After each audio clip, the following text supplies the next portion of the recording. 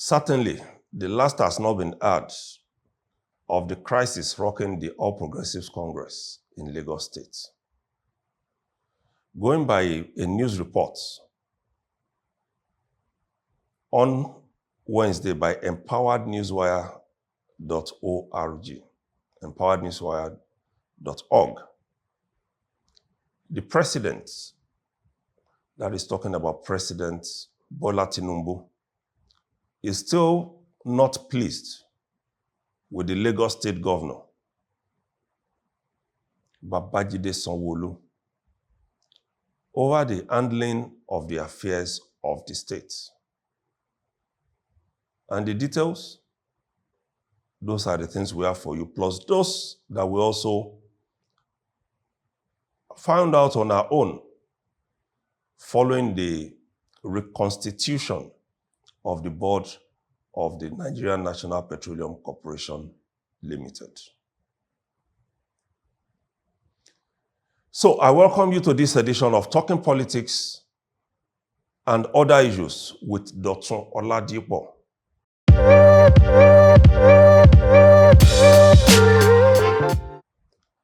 As it has been, my name is Dr. Oladipo, and I am the managing editor of the Eagle Online, which operates at www.theeagleonline.com.ng. And as I've always told you, that online newspaper works in partnership with the Eagle Online Nigeria, one of the fastest growing YouTube channels worldwide. In this edition of the program, we'll be examining the new developments around the crisis rocking the All Progressives Congress in Lagos State, which started in January 2025, or which became more pronounced in January 2025 with the removal of Mudashiru Obasa, who has now been reinstated as the Speaker of the Lagos State House of Assembly. That crisis in the Assembly brought it with several ends that now is threatening the peace of the APC in Lagos State. But what is raging now, and which has been on since the removal of Obasa in January, has been the move, as sources have said, for the governor, that is Babajide Sanwo-Olu, to quit office by way of resignation. And according to some sources, the governor's resignation letter has been prepared, but yet to be tendered. The belief is that the governor will also, like Obasa, be able to survive the crisis and, even if not unscathed, be able to complete his tenure, which is not due until May 29, 2027. So what is the latest news that empowerednewswire.org is bringing us? It is the fact that one of the major planks for the request by President Tinubu that Governor Sanwo-Olu should resign is the governor's reported link to a businesswoman who has now been declared wanted by the Economic and Financial Crimes Commission, Aisha Achimugu. According to the reports, this tension between the godfather and the godson, that is the president and the governor, must have led to the decision of President Tinubu not to, as is the ritual, mark the Eid al-Fitr celebrations, which was just some few days back in Lagos. Usually the president, and that has been the tradition with former presidents also, is to mark the Eid al-Fitr or such major festivals in their base, that is the states where they are from, and then return to receive visitors for this celebration at the official base in Abuja a day or two after the celebration. But this year it wasn't so. President Tinubu was nowhere near Lagos for the celebration. Rather, he was at the seat of power in Abuja, where a few days before he marked his 73rd birthday, and then on the day of the festival, he received visitors from the Federal Capital Territory, as has been the custom with presidents before him. And then, a day after the celebration, the president jetted out of the country and went to France on what has been called or described as a working visit. So what is the issue with the governor and the prominent businesswoman, Aisha Ashimogu? Feelers, according to empowerednewswires.org, is that the governor is close to the lady in a way that the president does not feel comfortable with. According to the online newspaper, which is run by a former public office holder in the presidency, Laolu Akonde, sources said the president is, in the first instance, displeased with the governor attending the birthday celebration of Achimogu outside the country. If you recollect, we brought you that story not too long ago. That's about a year plus now, when the governor was indeed accused of spending state resources to attend the birthday held outside the country. So, according to empowerednewswires.org, a political insider in Lagos State told it that what grieved the president most was how the governor is said to be at the fingertips of the woman. Something Asiwaju, by the way, as the president is called, is known to deeply dislike, that a woman is controlling a man in the discharge of a position of public trust. For instance, as we also reported, there was a report that Achimogu was the pipe between the governor and former Vice President Atiku Abubakar when he ran for the presidency in 2023. The governor was accused of having provided money for the presidential candidates of the People's Democratic Party against his own party, the APC, the tickets of which Asiwaju Bola Ahmed Tinubu flew for the election. All parties involved have denied this. Achimogu, the Atiku campaign, and the Lagos state government. They've denied this. But this is said to still be an issue. And that issue has further dragged into the fact that the governor has been accused of not doing enough in that 2023 election to ensure that Tinubu, who was the candidate of the APC for that presidential election, emerged victorious in Lagos State. Rather, it was the Labour Party presidential candidate, Peter Obi, who won the presidential election in Lagos. This is said to have given the president serious concern, especially when 2 weeks after, when the governorship election was held, the governor emerged victorious, defeating the candidates of both the Labour Party and People's Democratic Party. So some people are said to be telling the president that it was simply because the governor paid attention to his own election far more than he did for the election of the president. And added to that is the fact that some have now accused the governor of pandering to the whims and caprices, if you permit me to use that language, of Achimogwu, because she is said to be benefiting more than it should be from political patronage in Lagos State. So far, no evidence has been provided, but that is what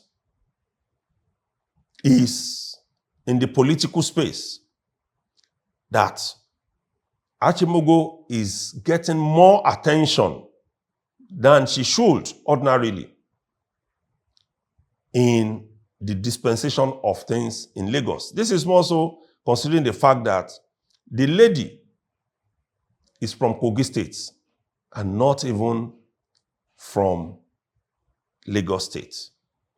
So it's becoming an issue that some want the governor to address himself and not through other people. And that is what a lot of people are waiting for, that he will come out to speak. But this is said to have angered the president so much so that he didn't come for the Eid al-Fitr in Lagos. It was said, in fact, it was said that his advance team was ready to hit Lagos when they knew that the president was not going to celebrate the Eid al-Fitr in Lagos. So, some said also that the face-off that resulted in the removal of Obasa is still lingering, and that it was initially the basis on which Sanwo-Olu was said to have been told to write his resignation letter.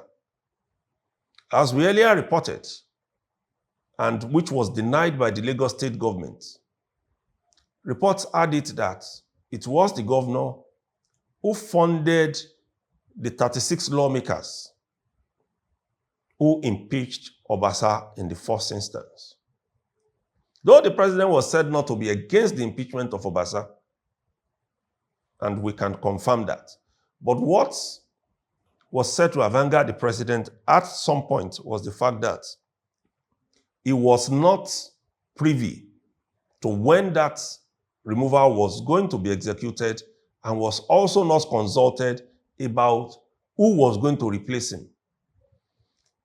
Some in the know have said that this was the major advantage Obasa had in fighting back.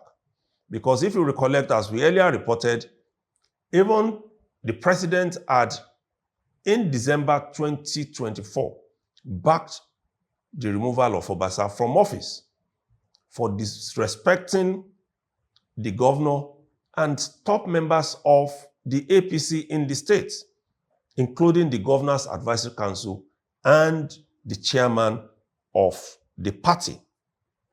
So, but according to our sources, he was able to fight back, that is Obasa now, and get reinstated because the president believed that his removal will be a slap on his face and will also encourage future disrespect for his person.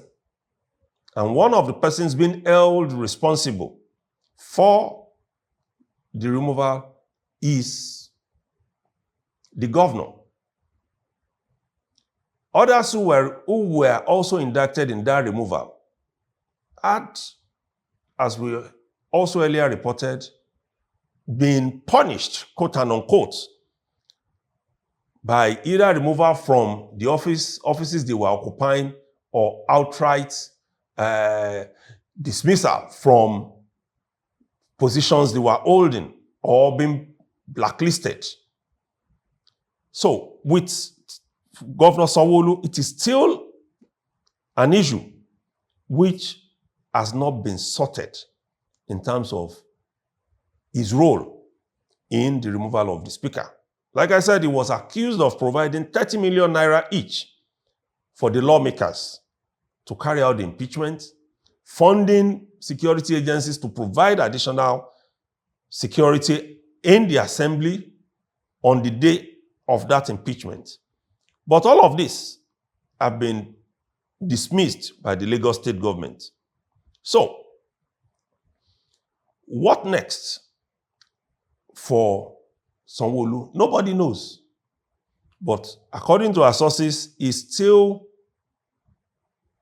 staying on and also walking the ropes to ensure that his position is at least not threatened until the expiration of his tenure.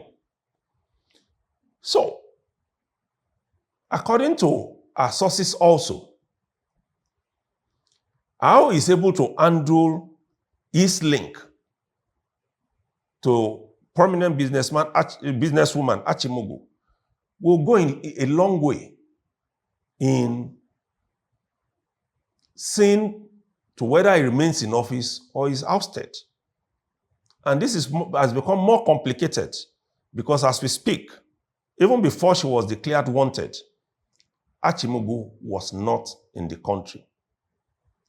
According to a statement she personally signed, she said she had been in touch with the EFCC, who, when she was invited in the past, and even now that she was invited, sources says she's in the United Kingdom as we speak. But she's here to get back to the country. And the suspicion is that she will not, at least not until when the tension dies down, because of the fear of being arrested and detained for long. According to Achimogu, she went out of the country for medical treatment. And people who are close to her said it will be dangerous for her to return to the country now because her situation could become complicated if kept in detention for too long. But questioning her and knowing truly if she was a funnel of funds and if she has been benefiting from the Lagos state government unduly and due to Sanwo-Olu's influence, there are major issues that the EFCC wants to find out. And we believe that according to the news by Empowered News, there is going to be a resolution once these issues are sorted out. And then our sources are also adding that the decision of President Bola Tinubu to reconstitute the board of the Nigerian National Petroleum Corporation Limited could also be as a result of the power play in Lagos. And this is because the chairman of the board that was sacked, Chief Pius Akinyelure, was also involved in the negotiation and resolution of the Lagos State Assembly crisis, House of Assembly crisis. As we reported earlier, he was part of the team that prevailed on the 36 lawmakers to drop their insistence on Obasanjo's impeachment. And as we reported earlier also, you'll recall that other members of that team included a former national legal advisor of the APC and a senior advocate who is a senior advocate of Nigeria, Chief Muiz Banire. There was also the former Osun State Governor who was the first national chairman of the APC, though on an interim basis, Chief Bisi Akande. And then there was also a former governor of Ogun State, Aremo Segun Oshoba. The roles these individuals play or played in the resolution of that crisis has been a source of concern to political watchers. And as we also reported, Chief Muiz Banire wrote not less than 2 articles trying to explain the roles each individual play. But from what we learned, it appears the president wasn't too pleased with the role of that team that was put in place to resolve the issue in the assembly.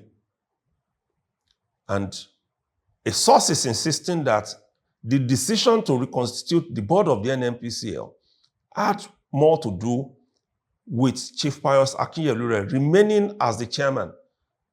You'll recollect that he was appointed alongside some others to that board after the NNPCL transformed into a money-making entity on November 27, 2023.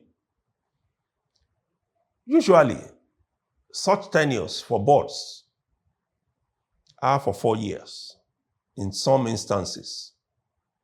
But now, that board is gone less than a year after it was constituted. And some are linking it to the role or the roles of those elders who intervened in the crisis of the APC in Lagos State, with Chief Pius Akinyelure being a prominent member. Like we said some time ago, we are still watching and reading the body languages of all of those involved in the Lagos APC crisis. But it appears perhaps the governor is the most endangered among all of those involved, especially because of his position. One that nobody involved in the crisis, the level at which nobody involved in that crisis is occupying. And that has become a major issue for the Lagos state government, because nobody is sure again how all of these things will pan out. In fact, some are already preparing their minds that the deputy governor, Dr. Obafemi Hamzat, may have to step into the saddle to complete the tenure of Babajide Sanwo-Olu. The coming days will give us insights into what will happen. But the permutation is that the governor, if he does not make it to the end of his tenure, will become politically irrelevant in the scheme of things in Lagos State, while the deputy governor, even when he completes the tenure of the incumbent, may not be given a chance to step into that position for the 2027, from 2027, when he has a chance, the opportunity to become the governor. And furthermore, people are worried about what becomes of the party in Lagos State. This is because there are now too many factions and camps that are rearing for the battle of 2027. That's why someone, and some political analysts, and I mean someone in the know, somebody who has been following the developments, have said the decision to ensure that Dr. Babajide Adeniro, popularly known as Jandor, the candidate of the PDP in the last election in the state, that's the governorship election, was wooed back quickly into the APC. But some are also saying that the son of the president, that is Sheyi Tinubu, is set to step into the governorship seat come 2027. But all the tendencies, all the factions are there. The president is there as a tendency and faction. There is also those who believe in the governor, who are in his camp. There are those who also are in the camp of Speaker Mudashiru Obasa. And then let's forget, there are the 36 lawmakers who at some point became 37, who are also still grieving about how they were treated by being compelled to withdraw their removal of Obasa. All of these tendencies are there. We should not also forget that the Governance Advisory Council is also another tendency. Yes, they may be few, but they are political heavyweights. All of these tendencies will be able to come together in the face of this unfolding drama is what we are watching. And don't forget, we'll always be the first to bring you the news when they develop. But for now, we are just watching and waiting to see how the godfather, that is President Bola Tinubu, and his godson, Babajide Sanwo-Olu, will resolve the crisis between them. When it happens, we'll let you know. And on this note, we'll drop the anchor for this edition of the program, Talking Politics and Other Issues with Dr. Oladipo. Until we come your way again, don't forget to subscribe to this channel, like and share this video in order for us to be able to do much more than we have done so far. Thank you and see you in a few days in another edition. Bye.